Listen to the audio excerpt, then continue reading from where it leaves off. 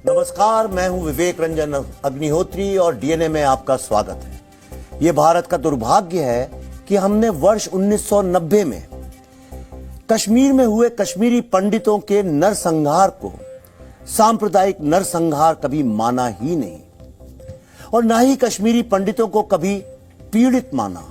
और यही कारण है कि उस हत्याकांड के 32 साल बाद भी कश्मीरी पंडित, कश्मीरी हिंदू कश्मीर में अपना घर तलाश रहे हैं और वो अपने घर तो लौटना चाहते हैं, लेकिन अब वहां लौटने के लिए कुछ बचा ही नहीं है। हमारे देश में इससे पहले जितने भी सांप्रदायिक दंगे हुए उन पर फिल्में भी बनी, किताबें भी लिखी गईं और इन दंगों को चुनावी मुद्दे भी बनाए गए, लेकिन ना जाने क्यों कश्मीरी हिंदुओं का ना तो कभी मुद्दा बना, ना बड़ी स्क्रीन तक उनका दर्द पहुंचा और ना ही कभी उनकी पीड़ा चुनाव में मुद्दा बन के उभरी। ये नरसंहार हिंदुओं का हुआ था, इसलिए हमारे देश के लोगों ने इसकी तरफ कभी ध्यान ही नहीं दिया। लेकिन अब इस मुद्दे पर एक नई फिल्म आई है जिसका नाम है द कश्मीर फाइल्स और आज इसकी सक्सेस एक पूरे विश्व में मिसाल बन के केस स्टडी बन रही है, जिसमें आप देख पाएंगे कि बॉलीवुड का पूरा सिस्टम, हमारे देश के फिल्म क्रिटिक्स और विपक्षी दल इस फिल्म को सिनेमा ना मान कुछ और मान रहे हैं, लेकिन भारत की जनता जो पैसे देकर टिकट खरीद रही है वो इस फिल्म को देखने के बाद घंटों घंटों रो रही है और यह फिल्म पूरे भारत के लोगों को एक तार में जोड़ने का काम कर रही है, जो काम बाकी राजनीति भी नहीं कर पाई। आइए मैं आपको मिलवाता हूं इस फिल्म की जान, इस फिल्म के अभिनेता, 2 बार जिनको नेशनल अवार्ड मिला है, हजारों उनने सब्जेक्ट्स में काम किया है, ऐसा कोई अवार्ड नहीं जो उनको नहीं मिला हो। एक ग्लोबल आर्टिस्ट बनके जो उभरे हैं, लेकिन उससे भी ज्यादा हमारे दिल के बहुत करीब इस फिल्म की soul Padma Bhushan Shri Anupam Kher ji. Thank you Vivek, आपका बहुत बहुत स्वागत है आज डीएनए में। जी धन्यवाद। मुझे अच्छा लगा कि आज डीएनए की ओपनिंग आप कर रहे हैं और बिल्कुल अच्छी तरह से आपने ओपनिंग की है। और आप मुझसे सवाल पूछिए। मैं आपसे सवाल जरूर पूछूंगा, लेकिन उनको बुला लें जो नहीं, जिस तरह से ये कहानी सुनाने में इतनी देर हो गई, उसी तरह से आज हमारे जो इसके असली अभिनेता हैं उनको आने में देर नहीं होगी। मैं अब आपको मिलवाता हूं एक ऐसे व्यक्ति से जिन्होंने कश्मीर के मुद्दे को लगातार अपने इस प्रोग्राम डीएनए में, अपनी चैनल में हमेशा जिंदा रखा और कश्मीरी हिंदुओं को एक आशा की किरण दिखाते रहे। जैसा कि एक डायलॉग खेर साहब आपने बोला है फिल्म के अंदर, impossible takes time but you must keep hope. Absolutely. तो अब मैं आपके सामने प्रस्तुत करता हूं श्री सुधीर चौधरी जी को। सुधीर जी, आपका बहुत बहुत डीएनए में स्वागत है आज। Thank you Vivek, thank you Anupam ji. जी। और आप सबका भी बहुत बहुत स्वागत है। आज हमने डीएनए को एक नए तरीके से शुरू किया और आज आप ऐसा समझ लीजिए कि विवेक जी और अनुपम जी शानदार कलाकारों को आज हम आपके सामने पेश कर रहे हैं और एक ये यूनिक तरीका है कि आज हमने ये मंच उनको दिया। इससे आप समझ सकते हैं कि जी जो है, हम और आप कश्मीरी हिंदुओं के इस मुद्दे से अपने आप को कितना जोड़कर देखते हैं।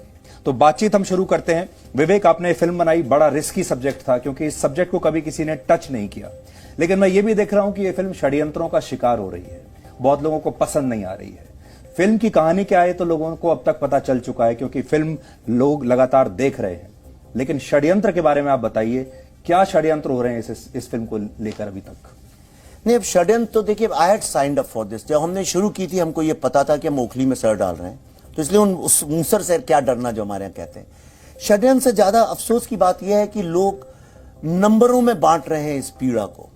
कोई पहले कह रहा था कि नहीं भाई 4000 लोगों का कत्ल नहीं हुआ, ये तो 1,500-2 हजार का हुआ। उसके बाद वो नंबर घटा के ले आए, नहीं 219 का हुआ, और आज कोई कह रहा है कि सिर्फ 88 लोगों का हुआ। मैं एक सवाल ये जानना चाहता हूं, एक भी आदमी का एक स्वतंत्र राष्ट्र में अगर जाति या पंथ किसी चीज को लेकर मर्डर होता है, उसका जो डिनायल है वो सबसे बड़ा पाप है, और जो पाप कलेक्टिवली हम लोगों ने किया है कि हमने इस जेनोसाइड को डिनाई किया है। अनुपम जी, एक अच्छा कलाकार उसको माना जाता है जो वो नहीं है और वो भूमिका वो पर्दे पर करे, जैसे आपने 1984 में अपनी पहली फिल्म सारांश में किया था। आप 29 साल के थे लेकिन एक बूढ़े की भूमिका आपने की थी। जी। लेकिन इस फिल्म में आप जो हैं वही भूमिका आप कर रहे हैं और ये मुझे यकीन है कि आपके लिए बहुत स्पेशल, बहुत खास होगी ये फिल्म और ये भूमिका।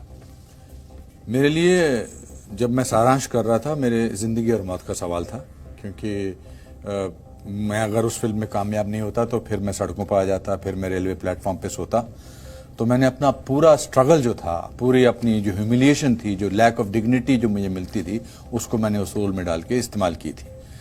मगर 522 फिल्में करने के बाद जब कश्मीर फाइल मेरे पास आई, विवेक जी लेकर आए, तो शायद मैं उस उम्र का हूं जिस उम्र का मैं रोल कर रहा हूं, मगर जो उसका दर्द है वो 32 साल से लेकर घूम रहा हूं।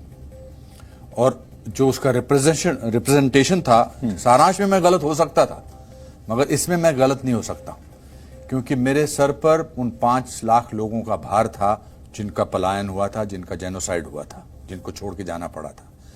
मेरे कैरेक्टर का नाम पुष्करनाथ है, जो मेरे पिताजी का नाम था। विवेक ने उस नाम को डिसाइड किया था। तो मेरे पिताजी के प्रति जो मेरा प्यार था या जो उनकी तकलीफ थी, उसको भी दिखाना बहुत जरूरी था। तो उस पॉइंट ऑफ व्यू से आपकी बात सही है कि शायद मैं आज उस उम्र में हूं, मगर मेरे लिए ये बहुत बड़ी चुनौती थी। नॉट दैट मैं इसको बनाने की कोशिश कर रहा हूं कि मैंने कितना डिफिकल्ट किया, पर इसका कोई भी पल बनावटी नहीं हो सकता था। इसका दर्द, इसकी तकलीफ एक्टिंग से नहीं, मेरी सोल से, मेरे आत्मा से और मेरे दिल से निकल कर आनी थी। और इसीलिए हर शो में और हर शॉट में, शॉट के बाद, शॉट के दौरान, हाँ, मैं बहुत रोता था, क्योंकि मुझे लगता था कि ये मैं तो खाना वाना खाऊंगा, इसके बाद ब्रेक में फिर होटल जाऊंगा, फिर मैं नहाऊंगा, फिर नेक्स्ट डे शूटिंग पे आऊंगा, गाड़ी लेने आएगी। मगर जिन लोगों के साथ ये असली हुआ था, उनके साथ तो ऐसा कुछ नहीं होने वाला था। And that was very tragic. तो इस हिसाब से मेरी जिंदगी का सबसे मुश्किल रोल रहा है। या हम कह सकते हैं कि पहली बार आपने एक्टिंग नहीं की? पहली बार एक्टिंग नहीं की, हाँ, ये आप बोल सकते हैं। जी, जिया है, मगर उसको आजकल जिया है, अब मैंने बड़ा इसमें महसूस किया। उसके भी अलग अलग रिप्रेजेंटेशन हो चुके हैं, बट इसका रिजल्ट जो आया है, लोगों ने जो महसूस किया है, लोगों ने जो दिखाया, आई थिंक विवेक ने इतनी खूबसूरती से ये लिखा है। खूबसूरती मतलब इतना दर्द, इतने तकलीफ, क्योंकि इतने सारे लोगों को इंटरव्यू किया था, कि वो सच, मुझे सिर्फ सच को रिप्रेजेंट करना था, जो कि सबसे ज्यादा मुश्किल होता है, क्योंकि एक्टिंग में झूठ होता है। आप जो करना है, पर सच को सच बनाने के लिए 2 लोगों की जरूरत होती है, एक जो सच कह सके, जो दूसरा सच सुन सके। तो ये बहुत जरूरी है। मैंने देखा विवेक, वीडियोस में लोग आ रहे हैं, आपको गले लगा के रो रहे हैं, और मतलब ऐसा पहले कभी हमने देखा नहीं कि किसी फिल्म को देख के फिल्म निर्देशक के गले लग के लोग रोने लगे। यानी रोने को तो मैं समझता हूं, जब 70-80 साल की मेरी माँ जैसी, मेरी दादी जैसी औरतें मेरे पांव छूने लगती हैं, तो मैं आपको बता नहीं सकता हूं सुधीर, मुझे लगता है धरती फट जाए, मैं समा जाऊं। ये पीड़ा, मतलब हमने एक 80 साल की महिला को इतना विवश कर दिया एक आजाद भारत में, कि उसको एक फिल्म मेकर के पांव पे गिर के रोना पड़ रहा है। यानी मैंने कहा था, आपका शो, मैं एक जब भारत की बात में गांव जा रहा था, मैंने आपको फोन करके कहा था कि आपका शो बुढ़ी औरतें बहुत देखती हैं, और मुझे समझ में आ रहा है कि क्यों देखते हैं। प्रॉब्लम ये हो गया कि हमने भारतीयों से भारतीय भाषा में बात करना बंद कर दिया है। हमने भारतीयों को यह बोलना शुरू कर दिया है कि नहीं, तुम देखो अमेरिका में ऐसा होता है, वेस्ट में होता है, तो तुम वैसी बात करो। और हर समय उनको एक ग्लानी, एक गिल्ट, एक ऐसे उसमें डाल दिया है कि आदमी थोड़ा झुका डरा सा रहता है। इस फिल्म से अभिव्यक्ति मिली है, जिसको हम फ्रीडम ऑफ स्पीच कहते हैं। वो फ्रीडम ऑफ स्पीच, मैंने रियलाइज किया, वो मेरी और आपकी नहीं, हमारे पास तो कैमरे हैं। ये फ्रीडम ऑफ स्पीच उस आम आदमी की है जिसकी कोई बात ही नहीं सुनता, उस कश्मीरी हिंदू की है जिसको हमने नंबरों में बांट दिया। इस फिल्म ने उनको फ्रीडम ऑफ स्पीच दी है। फ्रीडम ऑफ स्पीच की जो आप बात कर रहे हैं, फ्रीडम ऑफ स्पीच हमने देखा बड़ा सिलेक्टिव है हमारे देश में। अगर आप कश्मीरी हिंदुओं की बात करते हैं तो वो फ्रीडम ऑफ स्पीच भी नहीं है, वो सिनेमा भी नहीं है, वो मुद्दा भी नहीं है, मान लीजिए। लेकिन अगर आप गुजरात दंगों की बात करते हैं या कोई और दूसरी ऐसी CAA की बात करते हैं, तो फ्रीडम ऑफ स्पीच भी है, मुद्दा भी है, सिनेमा भी है, किताब भी लिखी जाएगी, सब कुछ लिखा जाएगा। क्योंकि पिछले 50-60 साल से ऐसी एक रूपरेखा बनती चली गई थी। हमको सिखाया गया था कि ये सही है और ये गलत है। कभी इस बात को चुनने का मौका ही नहीं दिया कि हम अपने आप डिसाइड कर सकें कि क्या गलत है। आप एक ढर्रे पे चलें तो आप सही हैं, अगर आप उससे दूसरे ढर्रे पर गए तो आप गलत हैं। और हम सब भुगत चुके हैं इस बात को। मगर झूठ को एक्सपोज होने में टाइम लगता है शायद कभी कभी, मगर एक्सपोज हो रहा है वो लोग एक्सपोज हो रहे हैं। आप इससे पहले ट्वीट की बात कर रहे थे या ऐसे लोगों की बात कर रहे थे, अब वो कहां रहे? जिन्होंने 60 साल तक इस मुल्क पर राज किया था वो कहां गए? क्योंकि अपना एक दायरा होता है ना, कब तक वो कहां गए? क्यों ऐसा है कि आज की सरकार जो है, जो आज के प्रधानमंत्री हैं, वो क्यों इतने पॉपुलर हैं? वो बिकॉज वो देश के बारे में सोचते हैं।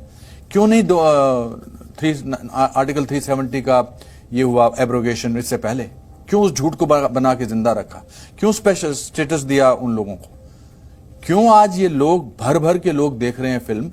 बिकॉज उनको गिल्ट भी महसूस हो रही है कि हमारे देश में इतना बड़ा कांड हुआ था, इतने सारे लोग अपना घर छोड़ के निकल गए थे, इतने सारे लोगों की हत्या हुई थी, रेप हुए थे, और हमें पता ही नहीं है। तो अब जब पता लगना शुरू किया है कि they want to protect them and they are guilty of it.